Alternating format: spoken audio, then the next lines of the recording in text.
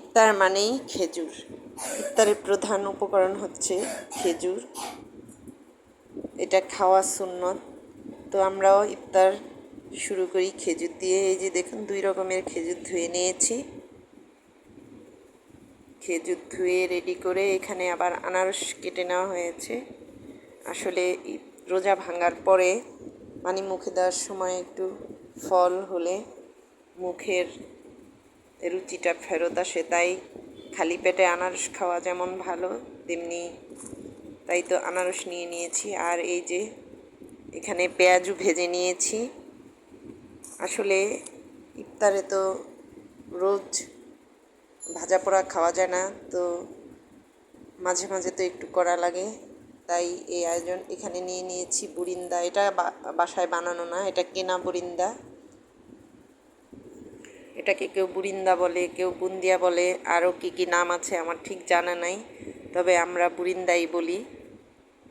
প্রথম দিন বুরিন্দা কেনা হয়েছিল। এই যে এখানে আছে মোটা জিলাপি। অনেকে চিকন জিলাপি পছন্দ করে, কিন্তু আমাদের পরিবারে প্রথম দিন বেশি করে জিলাপি আনলে সেটা নরম হলে সেই জিলাপিটা খেতেও এক ধরনের টেস্টি আছে, এই জন্য একটু বেশি করে জিলাপি নিয়ে আসা হয়েছে। এখানে হলো ইফতারের আরেকটা প্রধান উপকরণ, যেটা না হলেই না, ছোলা ভাজা। ছোলা ভুনা দিয়ে মুড়ি দিয়ে ইফতার করা, সেটা একটা অনেক মজার বিষয়।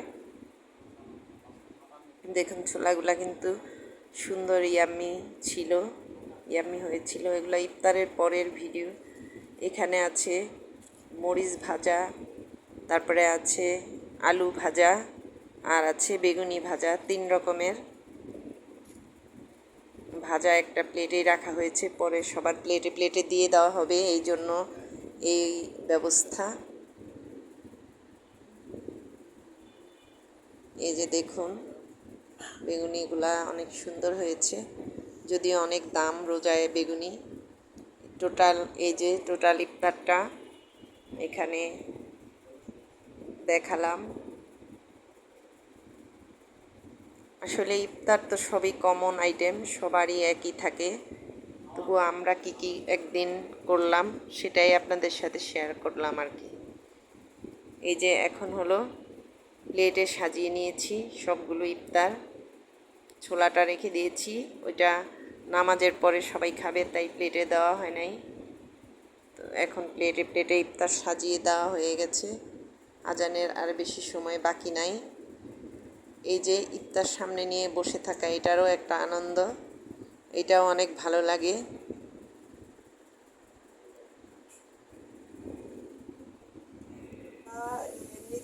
এখানে হলো এই যে প্লেটে তুলে নেওয়ার আগে এখানে হলো পেঁয়াজু ভেজে নেওয়া হচ্ছে। পেঁয়াজুগুলো পাটায় ডাল বেটে করেছি, ব্লেন্ডারে নয়। এখানে হলো আলু ভাজা হচ্ছে বেসন দিয়ে। আলুর চপ বানানোর চেয়ে এই যে এমনি পাতলা আলু ভাজাটা খেতে বেশি ভালো লাগে, এই জন্য বেগুনির মতো এইভাবে আলুটা ভাজি। বেশিরভাগ দিনই চপ বানাই না, এটাই ভাজা হয়। দেখুন ভাজা ভাজা হয়ে গেছে, এখন তুলে নিচ্ছি। এখানে হলো দামি যে এখনকার স্বর্ণের মতো দাম লেবু, 2টা লেবু আনা হয়েছিল। রাতে রেখে দেওয়ার পর একটা মনে হয় ইঁদুরে নিয়ে গেছে, খুঁজে পাই নাই। আছে আনার, আর আছে কিছু কমলা। তো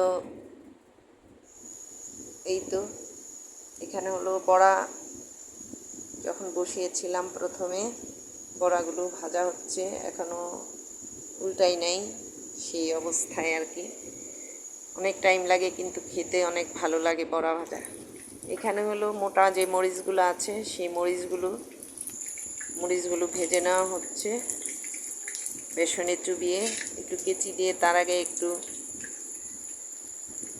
গুলাকে ফালি করে নিয়েছি, আর বেসনে চুবিয়ে এখন ভেজে নিচ্ছি। এই জিনিসটা খেতে কিন্তু অনেক টেস্টি হয়,